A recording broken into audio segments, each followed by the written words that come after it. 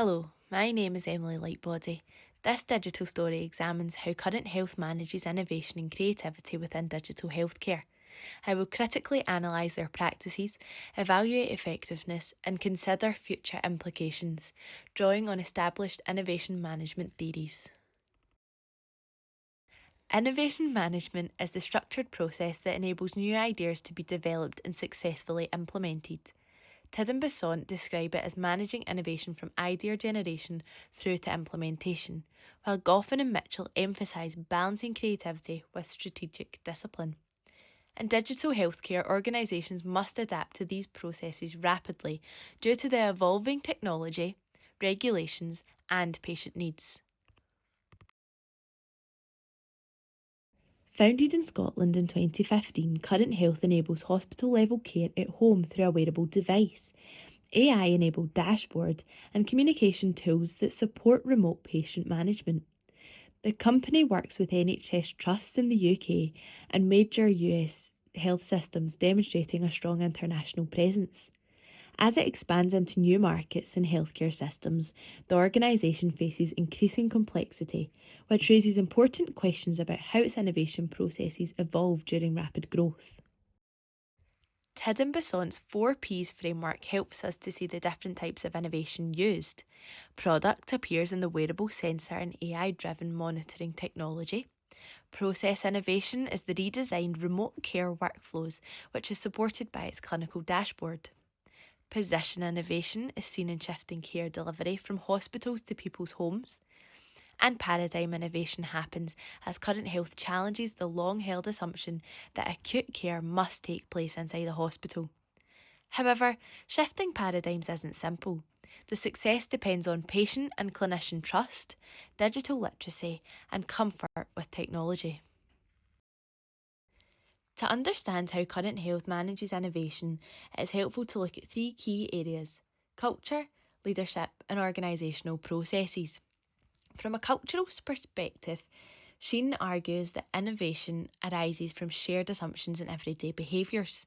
Current Health demonstrates this through its collaborative, patient centred mindset and the use of clinical, technical, and data driven science expertise. However, internal collaboration can also create friction, such as when clinical teams prioritise safety while engineers prioritise speed. Leadership also plays a central role. Deschamps notes that innovative organisations need leaders who provide strategic direction while encouraging experimentation. Current Health's Care Anywhere vision reflects this principle, and their leadership supports progressive testing with healthcare partners. Yet, as the organisation grows, maintaining flexible, experimentation friendly leadership becomes more difficult because expanding structures often introduces new layers of complexity. Finally, Current Health's agile cycles, continuous improvement routines, and real time clinical feedback put innovation into everyday practice, reflecting Tid and Besant's emphasis on structured processes. However, healthcare regulation and the need for clinical validation can slow progress, limiting the speed of agile development. Overall, the organisation shows strong, innovative capability, but must continually balance creativity, safety, and regulation, an ongoing challenge in digital healthcare. To conclude, Current Health shows an integrated approach to innovation supported by its culture, leadership, and structured routines. These factors contribute to its success in advancing remote and hybrid models of care. However, challenges remain. As virtual care services grow, organisations must manage clinical risks, regulatory expectations, and resource pressures.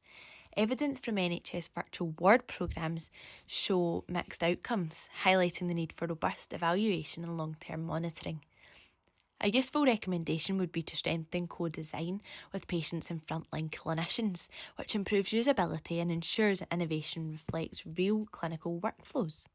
Current Health also contributes directly to Sustainable Development Goal 3, which focuses on good health and well-being. By enabling safe care at home, the organisation reduces pressure on health systems and supports fairer, more accessible models. It also reduces unnecessary travel, supports rural patients, and encourages more sustainable models of care, showing innovation can actively achieve global health goals.